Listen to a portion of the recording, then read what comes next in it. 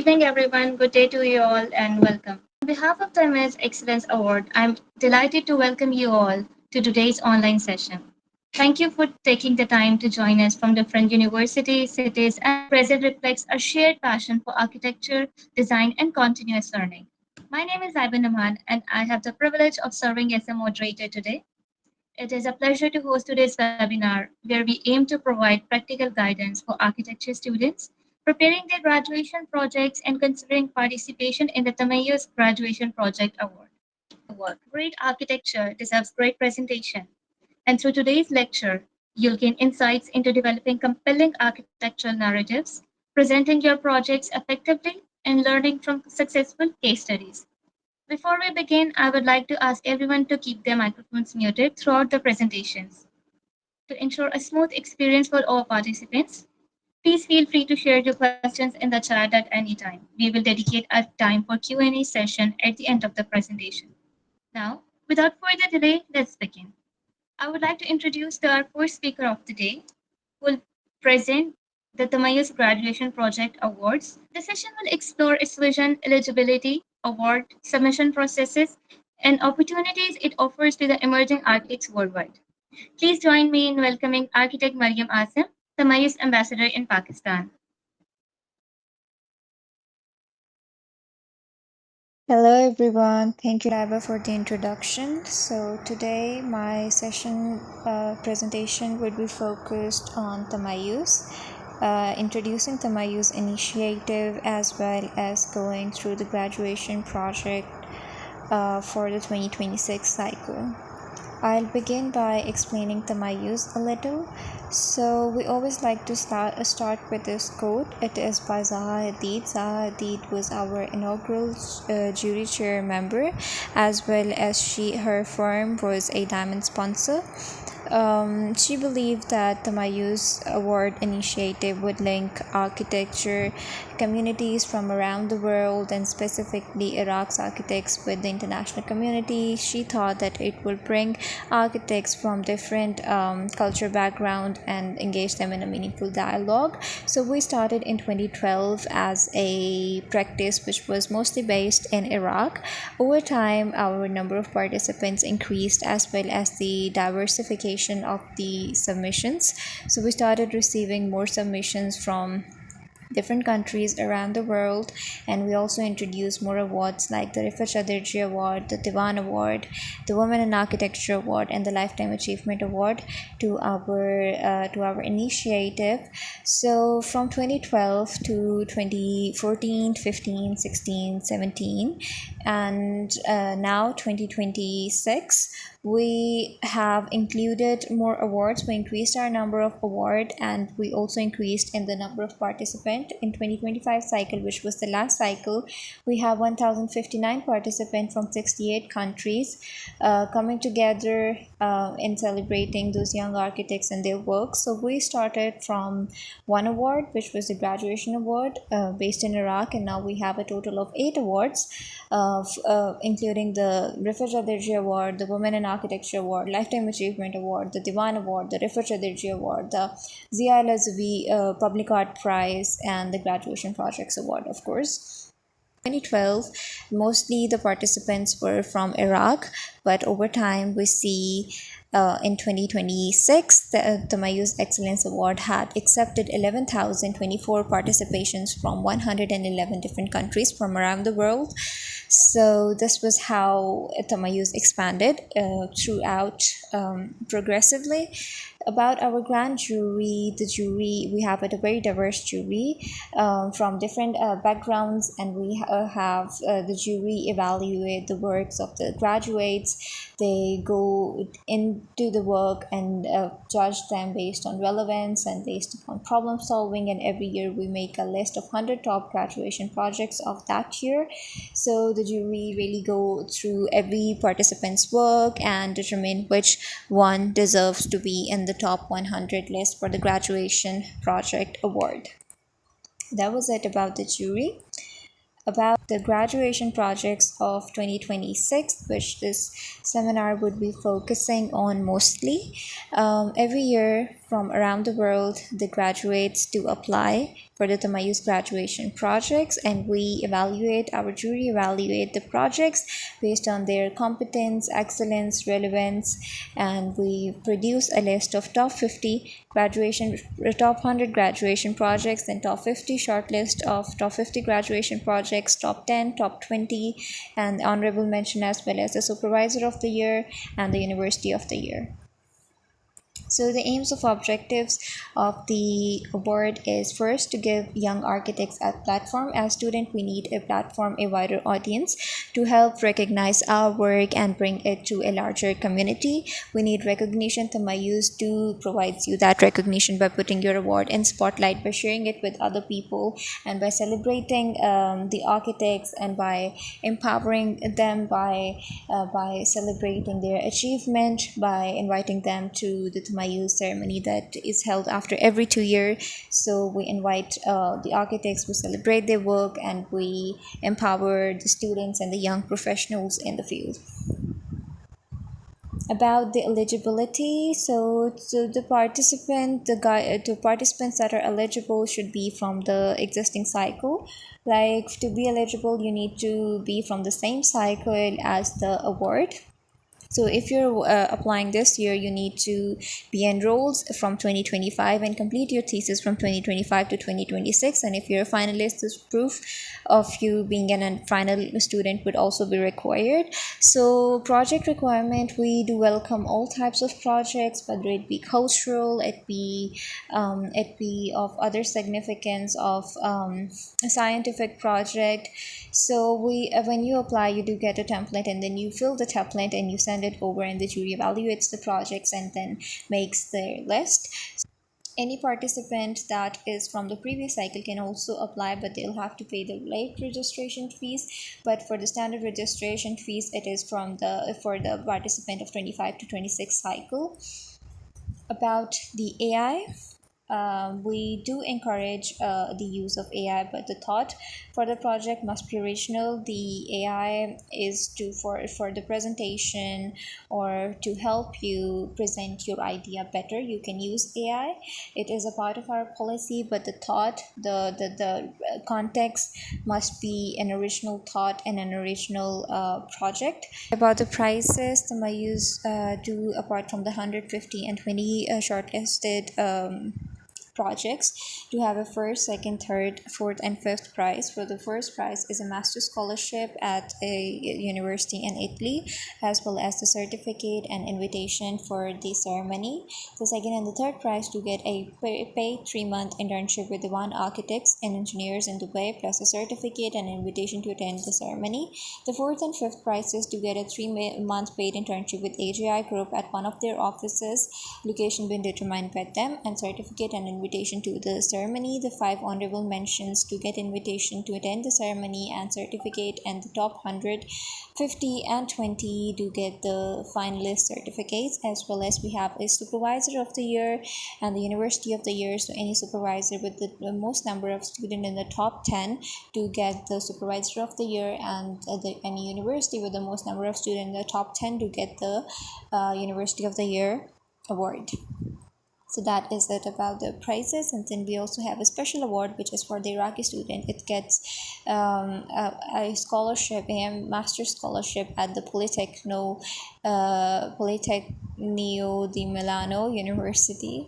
So that is about the special award.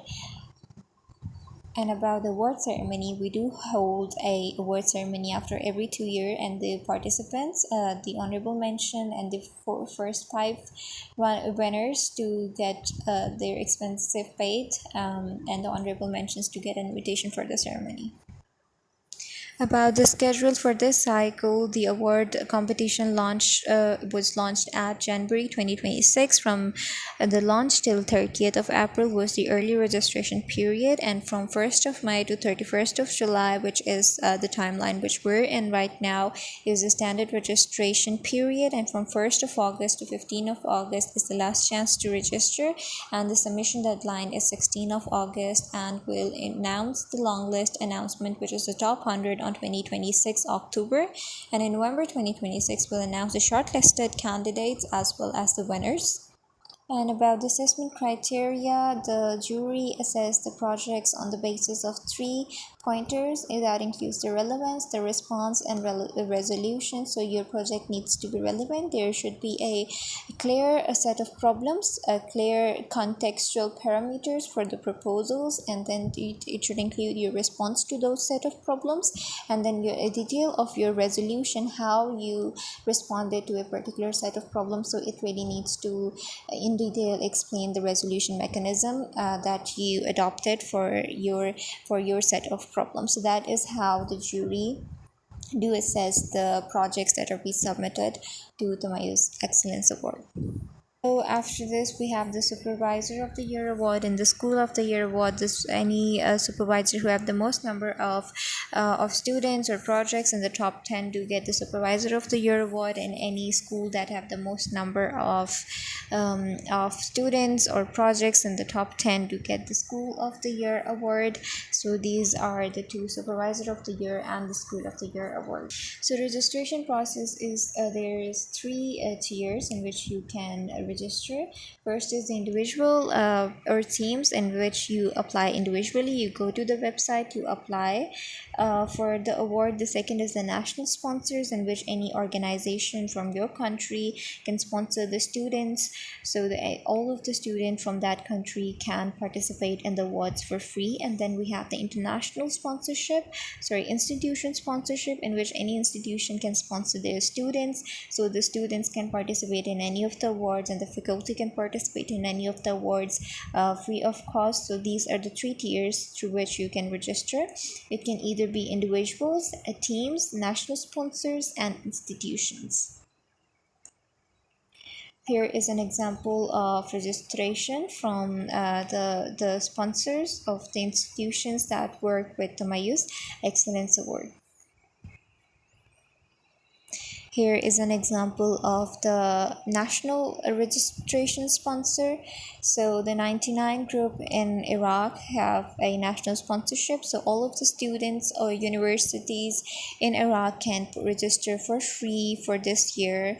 So their registration has been paid by the 99 group via the national sponsorship. Here's an example of the institutional sponsorship. So these institutions sponsored their student for the award, and now their students can participate in the awards free of cost. There are three tiers of the institutional sponsorship.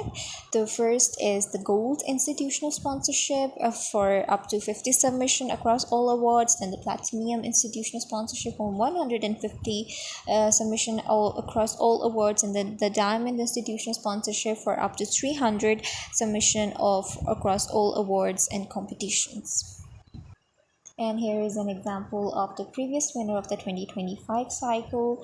This includes the winner as well as the honorable mention. We publish the work of the winners and the honorable mentions, and also the top 100 projects every year on our websites. Here is a little snippet of those projects.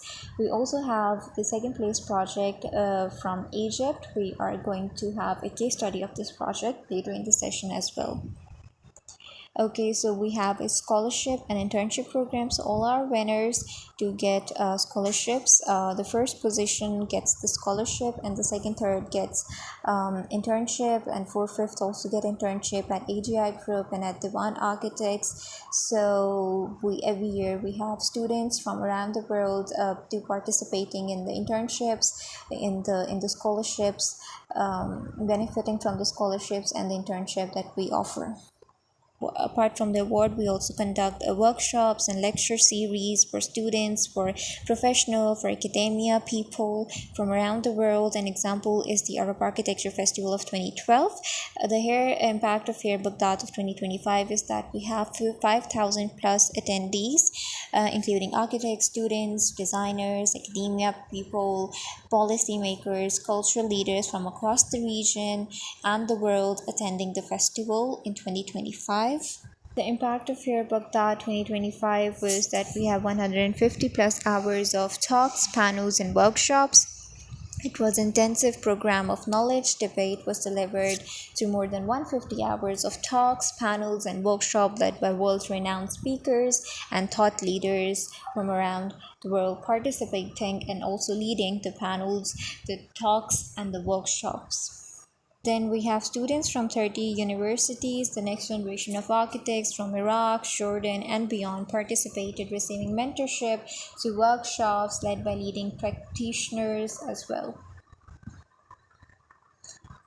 And all the events of the inaugural Arab Architecture Festivals were held under the patronage of the Prime Minister of Iraq, affirming the national significance of this historic gathering.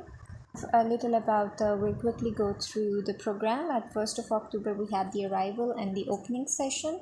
So it was first ever live jury session for Diwan Award for Architects as well. On 2nd and 3rd of October we had the knowledge and debate. So it was full days of talks, of seminars, of panel discussions led by world renowned speakers and thought leaders. Yeah. And at 2nd of October we have city tour. It was a city tour of Baghdad and was held as a part of the Arab Architectural Festival.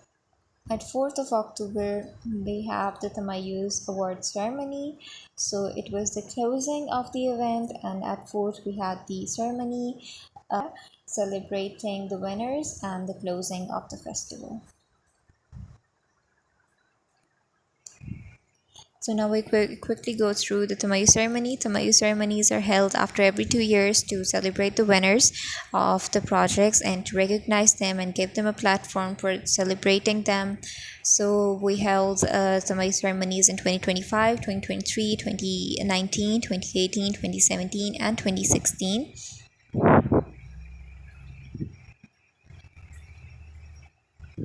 So the 2025 ceremony was held under the patronage of Prime Minister of Iraq and was hosted by the Prime Minister Office, Al Madrasa Al Mustasiriya. The 2023 ceremony was held in it was hosted by Oman Society of Engineers in Muscat at the Intercontinental Hotel. And the 2019 ceremony was hosted by the Iraqi Business Council at Jordan at Le Royal Hotel in Amman. And the 2018 ceremony was hosted by Iraqi Business Council in Jordan at the Grand Millennium Hotel in Amman. And then we have the Arab Architecture Festival Award, included discussions, panels held alongside the ceremony by leading specialists in their fields. And apart from that, we also hold talks. For example, the Tamayouz talks in Egypt. It is a series of talk and introductory seminars bringing together architects, students, and academia people. So the Tamayouz talk Cairo is an example. It was held, and then we have the Tamayouz talk Alexandria, and that is it about the presentation. Apart from these Tamayouz talk, we also have seminar in different universities across the world to help connect architects and students from around the world. So you can scan this Instagram link to know more about Tamayouz, as well as go to the website and look at the Tamayouz initiative work and all. Thank you so much. Thank you so much, Maryam, for introducing us to the opportunities offered through Tamayouz Graduation Project Award. Before we proceed with the next session, if any one of the participants have any queries or questions, you can drop it in the chat box and we can relate it to our speaker, Maryam, who can answer it. So, our next session focuses on a topic that lies at the heart of every successful architecture project: presentation and architecture storytelling. Architecture is not only about designing spaces, it is also about communicating ideas clearly, convincingly, and meaningfully. Please join me in welcoming Lena Karim Tamayouz, Ambassador for UK and Committee Member. Hopefully you all can see that. Okay, so this is all about preparing your graduation project for an international competition. So we'll start with this first section. I'm going to go through how to transform your jury presentation, which I'm sure most of you have prepared for a jury, into a competition-ready submission. So we'll start with sort of the differences between a jury submission and a competition submission. First of all, when you're presenting to a jury, you're speaking, you're presenting your work, you're there physically with it, and you can speak to the jury and explain it. you're probably presenting to your tutors who already might know a bit about your project, who has been through some of the previous concept design, tutorials with you. So it's maybe not a completely new project for them when you are presenting your final project to them. It's also, you're showing a lot of the process to them, which you have the space and the time to, as well as having the time to explain all of the process, explain diagrams, explain drawings.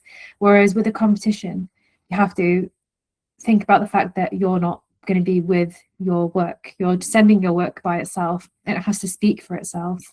The jury's seeing it for the first time, so they don't know anything about you, anything about your project. They don't know anything about your style, the way you work. They just see exactly what you have sent in and submitted. So the story must be very clear and the concept must be very clear, and it needs immediate understanding because the jury is looking through many different designs and many different submissions. You want yours to sort of really speak to them. So a competition board communicate your idea in your design 20 seconds. It sounds like it's quick, but if you count 20 seconds and if you look at some drawings in 20 seconds, you can really start to figure things out and piece things together in exactly 20 seconds. So rarely that's enough time, but when you're a jury member and you're looking at many submissions, that's roughly the amount of time that you have. You need the boards to do all of the talking for you, the concept, the story. So, instead of thinking, what did I produce this year, when you're thinking about putting this submission together, think about, what does a jury actually need to understand? And that should really completely change how you prepare your submission. So I've got some examples from the internet of some competition boards that I thought were very overpopulated, and I feel like we can all agree maybe that even if you had 20 seconds, you might not fully understand what's going on in these projects, and that's because there isn't really a clear narrative. And one of the hardest skills in architecture that we don't think about is editing. We put in all of the work, we put in months producing drawings, diagrams, and iterations, so naturally you do want to include everything that you've done. But judges don't need to see every single drawing that you've made. So every image should justify why it's there. So every drawing on your sheet must earn its place. You need to ask yourself, if you're putting it on the sheet, why is this drawing there? What is it saying? And if the answer is no, does it tell anything the jury, something they don't know, then you should just remove it, in my opinion. Instead of like 3 perspective renders, maybe choose like a main clear image that really shows your project and tells the story, that captures the essence of it, and then maybe some development diagrams. And every drawing should really explain, persuade, or reinforce your narrative. If it doesn't do any of those things, then maybe it's taking attention away and taking up space on the sheet when you could have a nice clear presentation sheet board. I'll put all my drawings on it, and then I'll start with removing things. So I'll start with removing repeated drawings that are saying the same thing. Keep one thing should show one narrative. Remove any unnecessary text. I think we all know that people read the text last. People are looking at the images and the diagrams first. Remove every iteration. So if you've done a process or a design process, you don't need to show every iteration. Just show a rough sort of idea process. So you can see here that I've done an example where this is, for example, implementation, and I've included everything. So I'll start by removing a lot of the concept diagrams, as you can see there's many. And I've had one clear that's maybe an exploded academically is one. And then keep your strongest plans. One hero render, that's your main render. One key diagram, as I said, because I think we're so used to starting with site, concept, development, and then the final product. You need to organize around your narrative. So as I said, you've got the jury looking at your board, 20 seconds. What is it? The problem, then the idea, and the design response, experience, and then the impact. These are sort of the main points that your one board should really represent. So you don't need to show them the process. They know that you're capable. They know that you're capable, talented architects. They just want to know how your project responds to the problem that you're addressing. So before you submit, there's a checklist as you can ask you say, can someone understand it without me speaking? Maybe ask a family member who hasn't seen your project before, or a friend, or somebody, just ask them, can you look at this? Do you understand? Can you tell me what this project is? And if they tell you your concept and your narrative without explaining it, then you've done a good job. If it's a bit confusing, then maybe it'll be confusing for a jury member. Even though they are very established people, you just have to assume that, they are people who haven't completely seen your project before, and it's easy for us to assume that they're architects and, established people that understand, but you have to basically just imagine that they're people who maybe don't understand, like it's your grandma who has seen it for the first time. Is there one clear hero image? Can they really, take that image and say, this is the project? When they will explain your project and point to it, what are they pointing to? Which image? Can I remove another 20%? If you're finished, you can always remove another 20%. I feel like there's always too much information. Does every drawing tell the same story? If you have different drawings and different diagrams that aren't really talking and explaining the same thing, it's going to be very unclear and confusing. So make sure everything on your sheet is really explaining the same thing. And will a judge remember my project after 15 minutes? As I said, they're going to look through many submissions. What makes yours memorable? And it doesn't mean having brightly flashy colours. It just means having a really clear project for them to remember. Actually, yeah, I remember this one. That one had the project with a really clear link bridge and something that is very memorable. If it's very confusing and unclear, they're going to forget your project after they've looked at 10 more. So in a presentation board composition, how are we going to put them together? So you might think, what's the best way for me to do it? Is it bright colors? Do I put them randomly? So let's go through maybe how we can approach that. So there's a visual hierarchy. So these are two previous submissions I've taken from Tamayouz Awards. There's both winners. So as you can see, they've got four main aspects. They've got the hero image, as I spoke about before. They've got supporting diagrams. They have a little bit of text to, support the diagrams and the images, but the text doesn't need to describe every single image on the page. The images and the diagrams should speak for themselves. The text should really just explain other things you want to include that maybe the diagrams and the images don't do justice enough. And you've got your key drawing because, we are architects and designers. We explain through drawings, and that's how we communicate. So the eye should know exactly where to look first. So you can look at both of these submissions and your eyes are instantly drawn to the hero image, which is what I was talking about. So if I was to talk about the Baghdad Garden project, the first one, I would instantly know which project I'm talking about. If someone said Baghdad Garden, that's the image that would come to my head, that one being hero image. And I'd be like, oh yeah, I remember that project. So, make sure that the visual hierarchy following this, and you've got these four main elements, but at the same time, you don't overdo them. So you need to really guide the reader. So if we think about how people read a book or a website, how our eyes follow that. We either go left to right, or if you're in Arabic, or other languages, right to left. And we top to bottom. We don't really go diagonally up and down. Our eyes follow a sort of set system. So if you use that pattern to judge your story, so you make sure it follows of a design under and another one at the bottom. You really want to sort of guide the reader visually through your sheet. So it is similar to having a process, but it's kind of telling your narrative in your design idea. You want to be very clear. And as I said, in that 20 seconds, you can easily really visually guide somebody through your sheet. You can use behavior to tell story. You can use, what the judge is trying with diagrams and with the page hierarchy. And it's easier for you to understand your project, but the judge needs a bit more time to appreciate the design. So you need to, again, understand that, like, you might have a very pretty diagram that you want to put first in the sheet in the center, but if it's not going to explain the project well, in terms of the story, maybe you need to think about the sheet composition and where it actually sits on the page. So designing with less.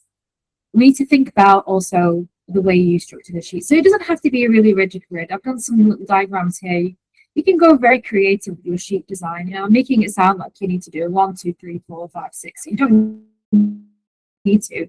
As long as your eyes are guided through, you can do so many different types of compositions. There's different grids. You can use consistent fonts. You can use consistent colors. I think it's important for your information to have space to breathe. So if you are relaying something quite important, something quite, big in terms of the design that you want to, effectively communicate, having some information and white space around it to breathe really helps. It separates it, from the other ideas. It creates focus onto that. And professional presentation boards often contain less information than student boards. We're going for something a bit more professional when you're submitting this. They communicate more effectively. Everything has room to stand out. So you don't, like those examples I showed at the beginning, you don't want to overload the information because it does look quite professional. You can use one or two fonts. Don't mix them up too much because again, you want it to be consistent. Keep the colours sort of restrained, nothing too harsh or too bright. And align everything to a grid. So as I said, it doesn't have to be a rigid sort of square format grid. You can do all sorts of different types of size. But if you have a grid, everything looks very clean and consistent, and the graphics will look great, and it will really marry well with the great designs of your architecture when the grid is, really well, it supports each other. So you want to show, not explain. As I said, when we're in university, we're so used to explaining. But now you really need to be able to just show. Your work needs to show. So you need to communicate your ideas visually. And that might mean even making a new diagram if you don't have one from your, jury presentation. It might be thinking about how you can effectively, show your design. So, one diagram can often communicate more than 300 words can. So architecture is one of those few professions where a single drawing can communicate, a really incredibly complex idea in seconds. So whenever you find yourself writing long paragraphs, just stop, ask yourself, can I draw this instead? An exploded axonometric, like I showed before, can really explain a lot about circulation, about structure. A concept diagram can really explain the entire design strategy in 3 simple sketches, whereas instead of you having many different sketches and lots of text with it. An environmental diagram can show daylight, ventilation, and sustainability far more effectively than page of text, if that's what your project is focusing on. The goal isn't to remove all of the writing, but the goal is to let the diagrams do the heavy lifting, so you can have, like I said, the really nice space to breathe between your really beautiful images. And that's why we often say one well-designed diagram can communicate more than 300 words. So, let's go over sort of the final. If I was to design a board for my project, this is the process I would go through. Every strong project has one central idea. Something like our proposal reconnects the city with the river. Our project transforms an abandoned space. But if I was to start from the beginning, I would say I'd put it at the top or the left. I'd think of where it's going to sit on the page, and then everything else will sit around this main image. It's like setting a dinner table, for example. You've made one main dish that you want everybody to really enjoy, and it's around that really sort of marry well and supplement the main dish. So you think about that main dish and you put it somewhere on the sheet that you want to sit well. You think how you can explain the idea. How you're going to explain the key concepts. Is it through the diagrams? Is it through the text? Is it through some more images? Where are you going to put those side dishes next to your main dish? Able to reach all of the dishes? Are they going to get a spoon of your main dish and they're going to reach over, and it doesn't work well because all the arms are crossing because there's no process of how it happens. So think about again how the eye follows the sheep. When we go to the main image, where did their eyes go next? Where does it go after that? Reveal the experience. So, the experience of your design. How does that work? And use details sparingly. You don't want to, details aren't too important at this stage. We all know that you're capable architects and designers. We just want to know the main concept and the idea. So you don't need to overload with how the building is going to work and the details for it. And just end with the impact. So what's the final thing that says, wow, okay, this design is great. So that's how I would really approach the storyboard if I was doing it myself. So we're going to talk about communicating a project's narrative. Now you'll all have a clear concept, but it's how do you, in this one very clear sheet that you've removed all your drawings, and you're looking at the sheet and you're saying what can it show? So you need to ask yourself, can I describe my project in one sentence? As I said, you're not there to say my project does this. Somebody needs to look at your sheet and needs to understand that Our project reconnects X, Y, Z, or our, our proposal transforms X, Y to Z. Our design restores X, Y, Z. So you need a key sentence. It doesn't mean you need to put it on the sheet, but it's something that even if you were to go to one of the awards later on, the ceremonies, if someone asks you, oh, your project, what was it about? You really want to build the narrative. So people naturally understand stories. That's how we naturally are. That's why narrative is really, really important, powerful design tool for us as designers. So rather than presenting isolated drawings, you want to really create a journey and then explaining the challenge. Then you want to identify the opportunities. Then you want to present the concept. Then you want to demonstrate how that design develops. And then you want to show people experience. And then you finish with the impact that we spoke about that your project creates. If your story flows logically, judges shouldn't have to ask why. The drawings should really tell a story. So instead of choosing drawings based on convention, choose them based on the purpose. Ask what question each drawing answers. A site plan answers where. Concept diagram answers why. Concept plans and sections will answer how. A perspective or render answers what does it feel like. So every single thing that you have on your sheet should answer a question, and how your design really communicates that to a person. Once every drawing has a clear role, your presentation becomes more easy to follow, because every piece of information contributes to the narrative that you've created, the statement that we spoke about before. So what will the judges remember? So I'll finish with what I think is the most important point. So judges don't remember every plan. They don't remember every section, and they don't remember every annotation. They rarely remember the annotations, actually. They remember what is the idea. They remember the story. They remember one powerful image, like I said. So if your project is called Siraj, like the one on the screen, one image that's your hero image will be the one that's in people's mind when someone says that project title. And they remember how the project made them feel. So this winning Tamayouz submission is they praise the compelling narrative, the clarity of the design process, and how effectively the project communicates its concept. And this is exactly what creates a strong competition submission. So you can go on Tamayouz website, which I've linked, and there's all the past submissions, and all of the past submissions have the jury comments. So you can read exactly what the jurors' feedback was on every project, which is where I've taken this one from, as you can see. So they've said the design process is clear, where the rational distributed functions and a well-balanced interplay between proposed and open areas. They wouldn't have understand that if this wasn't a really strong storyboard that was created. The winning Tamayouz separation this is a great example, because they really sort of have thought about what we spoke about: hero image, tiny bit of text and annotations to maybe supplement their designs or drawings. They've got some concept diagrams and they've got some supplementary images, and my eyes follow a natural path, because great architecture deserves storytelling, and you are all great architects and designers. So you want to really clearly show that. So thank you very much, and I hope this was useful. Thank you so much, Lena, for this one valuable insights. It was really wonderful, and the thought process behind your was amazing. Hope it helps each and every participant that is here with us. Before moving on towards our final presentation, I would, as mentioned earlier, I would like to mention once again regarding your queries. You can drop your questions in the chat box and we can relate it to the presenter. Okay, we have one question here from Sana Soiden. Does the rendering style or graphics affect the final outcome? Yes, Lena, are you there to answer it? Yeah. Yeah. Sorry, what was the question again? So the question was, does the rendering style or graphics affect the final outcome?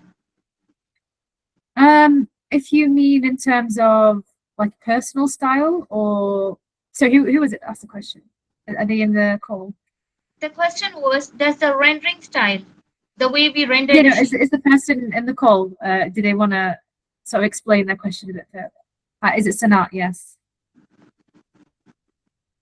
Is it you trying to ask if it's your personal sort of graphical style that you want to use, or sorry, if it's not a realistic style? I mean, if that's your personal style, then go for it. I mean, as I said, as long as your project is clear and as I said, the main thing, your project needs to address a problem, and that your design, identifies that problem and has responded to it. So whatever graphical style that you want to use is your choice. As long as it's clear to you think a juror, then feel free to use any style you want. You're welcome. How much freedom do Okay. we have to modify? Sorry, how much is this, Sarah? How much freedom do we have to modify the layout provided by Tamayouz? It's a guide, so you have as much freedom as you want. You, as I said, you're all designers, and we don't want to restrict anybody. You can do completely different design or layout if you wanted to. It's just a guide and a suggestion to help you out.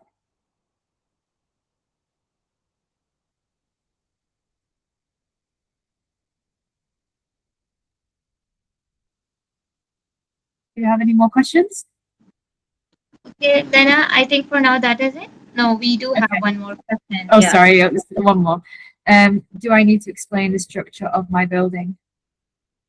As I said, this isn't a presentation for university, so you don't need to explain anything you don't want to explain. You just need to communicate your idea. No one's going to ask if it's able to stand up. As I said, you can save the space for something more conceptual. As I said, you just need to really explain your design.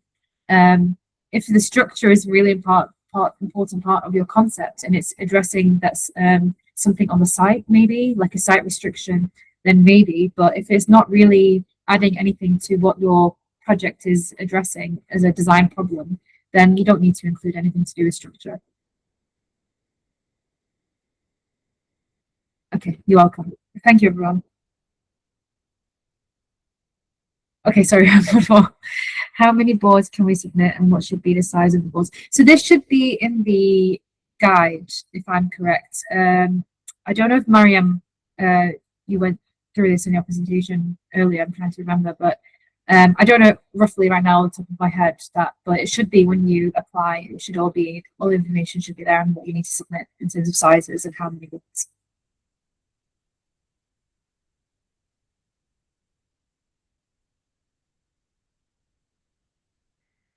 Pass it back on to Laiba. Once again, Lena, thank you so much for answering the queries that our participants had. And thank you all for participating and letting us know your queries so that they could be answered. Lena, thank you so much once again. Our final presentation is a practical case study on presenting your graduation project. Through real examples and presentation strategies, this session will demonstrate how to organize your boards, communicate your design process, and present your project in a clear and compelling manner. Please welcome Bisan Kandil, second prize winner of the 2025 cycle of graduation project.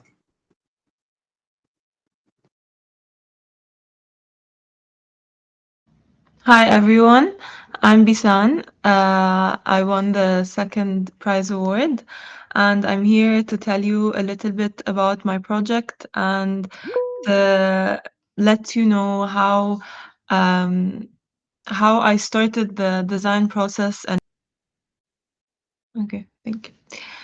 Okay, so my project, Nile Settlements, is a floating community for the displaced.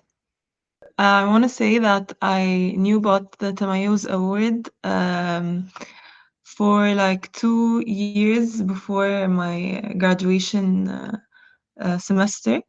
And I would go every year and I check the website and look at all the projects and read the guidelines. And I tried to know why each project won and what they look for and what the criteria is. So I knew that I really wanted to design a meaningful graduation project, something that responds to a real problem and something that's impactful and not like not something that's just commercial or like a typical architecture project that looks beautiful but isn't doesn't like solve an issue or something like that.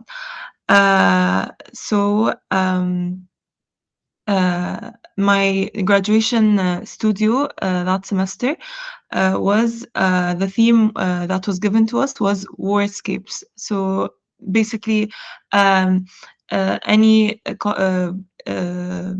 issue or a problem that happened during war or before before a war or after a war.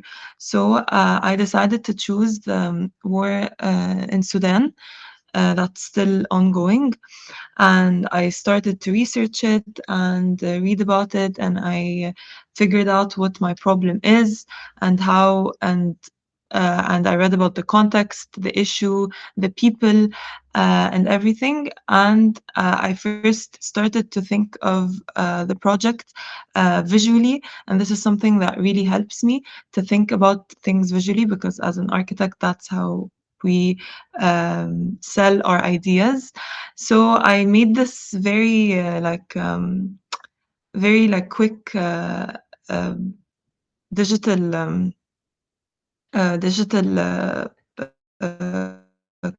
collage that told my project, like a very initially, like before even started designing. This is just after some research.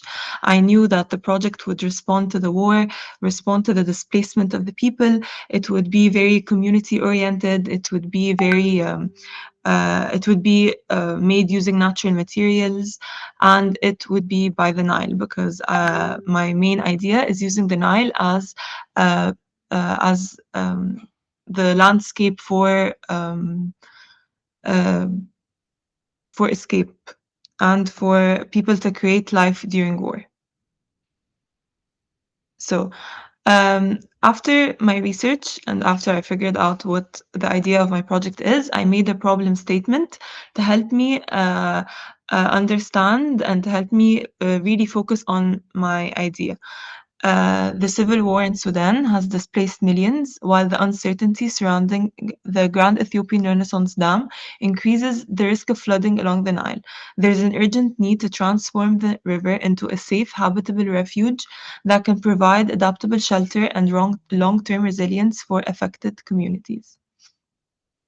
So this is also something that could really help you, is writing down a problem statement and writing down your problem and your now I'll show you your aim and your objectives clearly.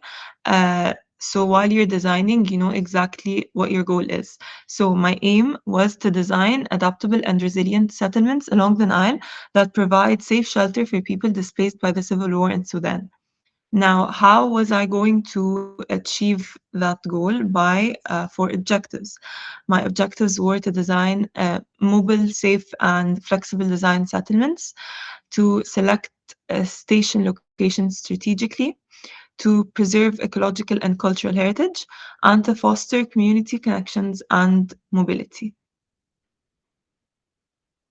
So, like any design process that we're used to when we start designing our projects, I started with research and context. I did a lot of site exploration.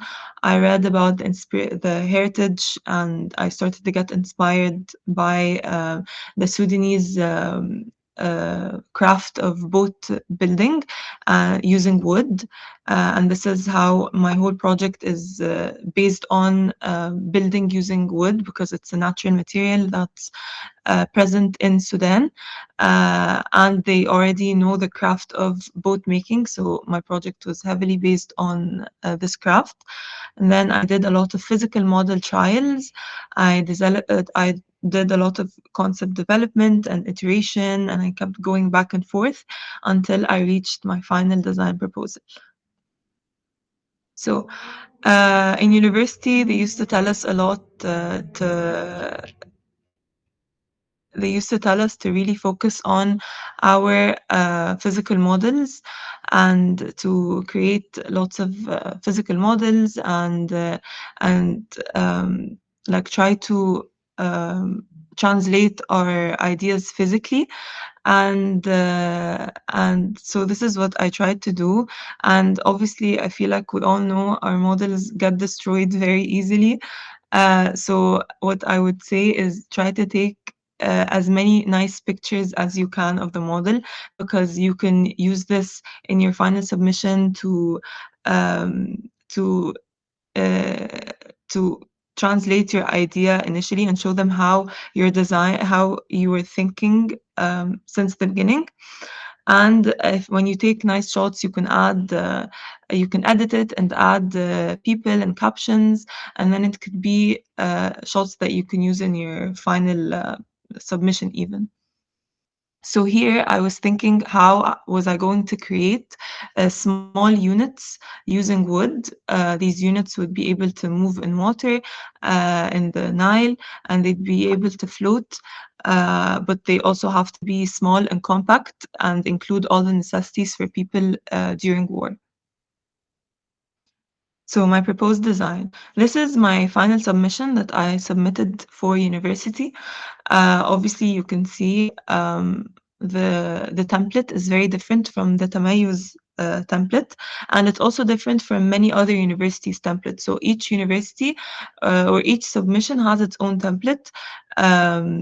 So your university submission is going to be very, very different than your Tamayouz submission. My main idea is that I made these compact units that move in the Nile River. And so here I was trying to show my idea very clearly and using simple visuals that would sell my idea, but also obviously they would look visually appealing. So here I was explaining the first shelter and the second shelter. I tried to make my idea very clear. The presentation is simple, and it it it goes along with the idea of the project. So each person knows what their project idea is, how they're trying to sell their idea. Colors and other projects could use maybe neutral tones, and others could use just black and white drawings and etc. Um, so here, what I noticed in all of the submissions that win or get honorable mentions is that they always clearly um, show their ideas using diagrams and captions and small captions. So here I was trying to show the unit functions using these diagrams. I was showing, all the things that are used in the unit. Here, it's a very important part of my project is how the project works. To the point kind of diagram. So here I was showing that it moves using a catamaran hull, which is a wooden boat basically. The triangular Nile sail that helps it to move in the river using the wind, and a slanted roof. Here are more diagrams showing the structure and the sail components. These are diagrams showing my structure that holds the unit together and keeps it in place. This is very important for my project specifically because I'm proposing wooden units that are going to move in water. So obviously, one of the first questions is going to be how is that going to move, and how will it stay stable. So maybe not all projects have to go in detail about their structure, but mine had to.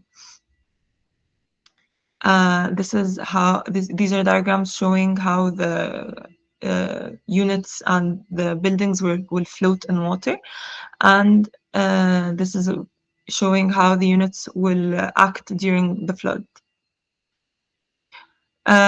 So this is also a very vital part of my project.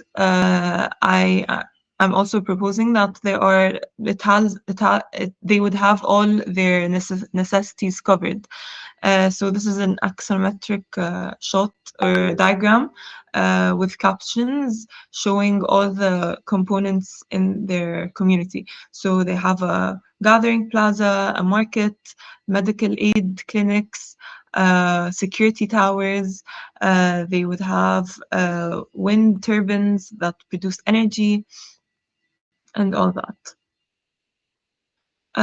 So these are some of my rendered shots showing the market, showing the security tower and how people would live in the project location. It moves along the Nile. So this is a different configuration of the settlements further along the Nile. This is actually a shot that I took during my midterms, not in my final project. And during my final, I realized that this would actually work very well in my final submission because it shows my idea that the project is not set in one place. It's set along the Nile in different stations, and it's modular. The units can move and be shaped in different ways according to the place and according to the station they're in.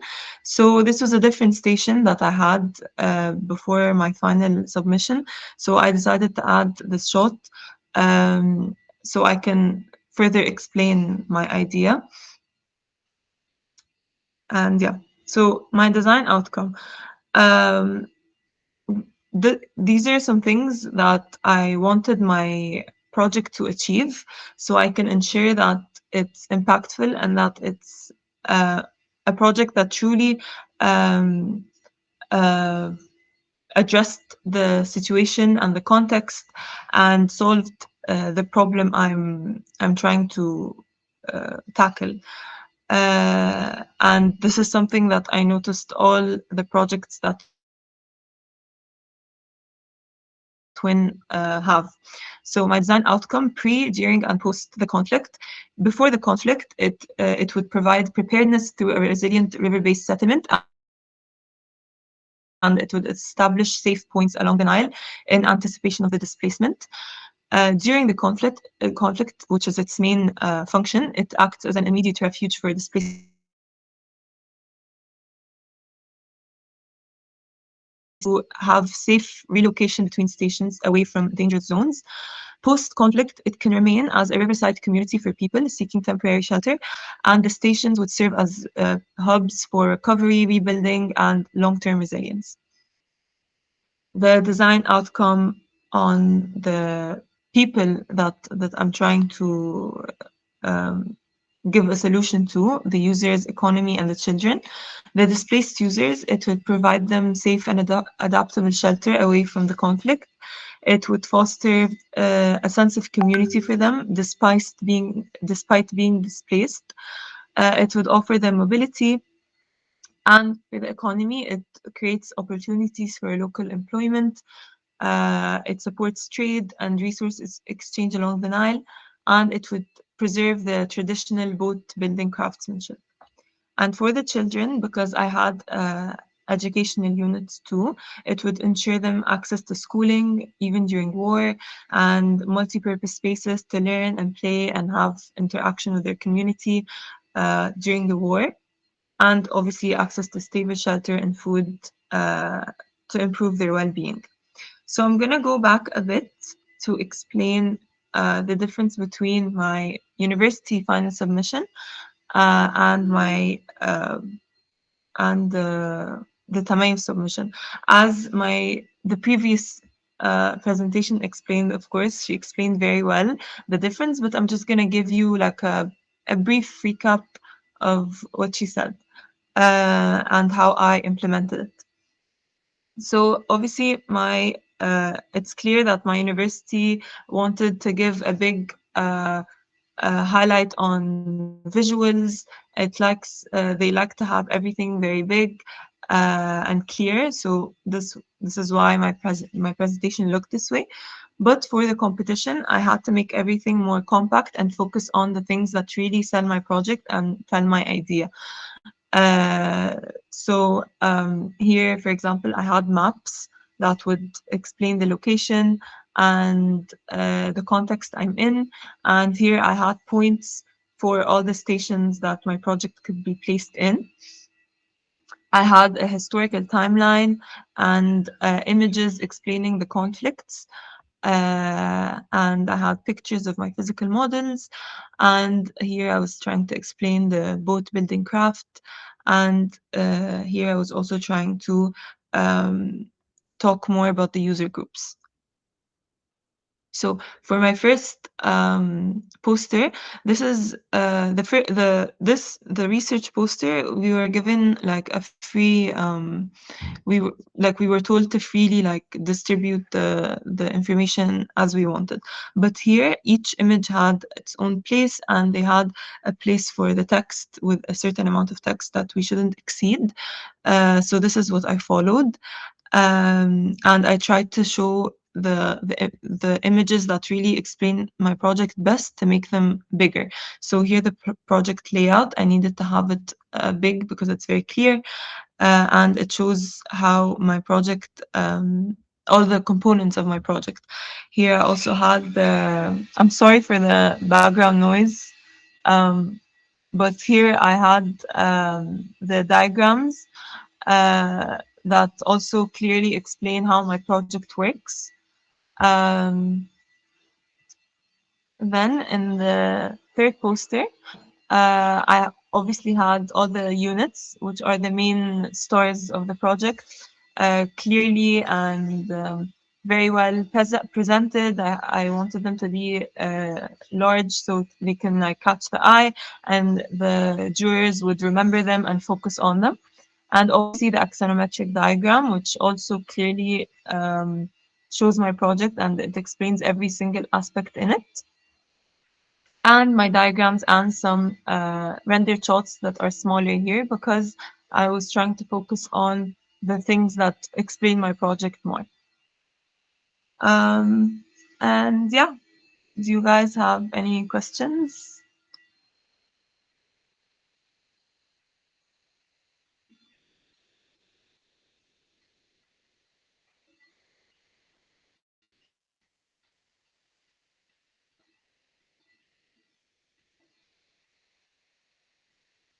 One second.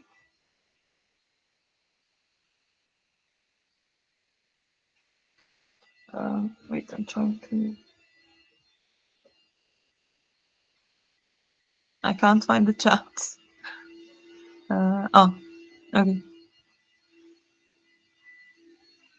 How did you present the design outcome as diagrams? The children on the spaceport. Okay. I didn't present the design outcome as diagrams. This was more something I did for myself during the design process, so I can have like certain goals that I want to achieve.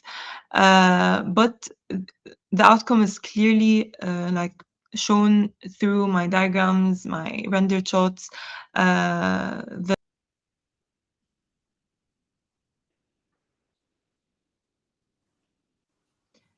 So I have many plans. Do I remove the unnecessary ones and focus on the ones that show the whole project? Um, I would say for a competition, yes, because um, obviously you won't have that much space and you want to be direct and to the point and show what your project is about and your main idea. So yes, I would say to show the the plans that show your main idea, and obviously like architecturally make sure you don't have any errors, and make sure that you don't have any like spaces that are shown in the shots that you don't have plans for. But yeah.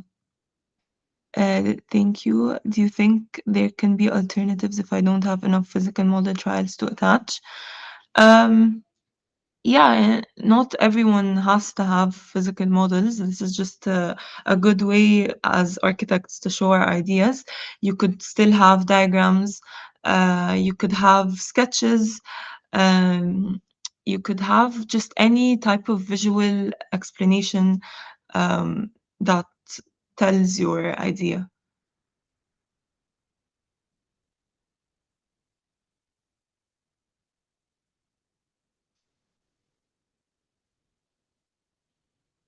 Which aspect of your project do you believe makes it deserving of an award? Um, okay. Uh, I think my project um, I think as a whole, like the project, because it addresses a war and it addresses a situation, and the solution I gave is a simple solution, but it's also very like practical, and I think I successfully was able to use the context and the people to create a solution for the project. So I think that maybe that's what um, made it deserving of an award, that I was able to read the context and the war very well. And I was able to give a solution that's not super complex uh, or something like that. It was that I saw that this country, Sudan, has this conflict going on. I read very well about it. I read about the people. I read what they struggle with. And then I read about their history, because at the beginning I was very like confused. I read about the war and I found it interesting and I wanted to create something to help the people, but then I didn't know how I was going to do that. And then I was like, okay, I'll read more about Sudan's history and their craftsmanship. And then I came across boat building and I was like, oh, okay, this is very interesting. And I linked that with the Nile River and I was like, okay, well, the Nile River runs across Sudan. And I saw images of people during the war using worn out boats and trying to escape the war and go from one side of the Nile to the other. And I was like, okay, well, I could very well use this idea, but more uh, or like more of like an architectural solution. So I used the craftsmanship they have. I used materials they used. I did something to help the people. They wanted to escape and live a normal life during war. Um, so this is what I tried to do, and I guess it was a good idea, and I think that's what made the project deserve an award. Yeah. Your project was truly inspiring. Thank you for sharing your. Thank you. Thank you so much.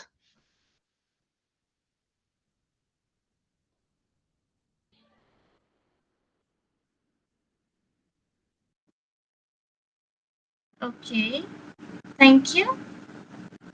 Okay, so as the questions have been answered and we have no more questions here in the chat box as well, I would like to proceed as we come to the end of today's webinar. I would like to sincerely thank our distinguished speakers for generously sharing their expertise and experiences with us. I would also like to extend my gratitude to every participant who joined us today.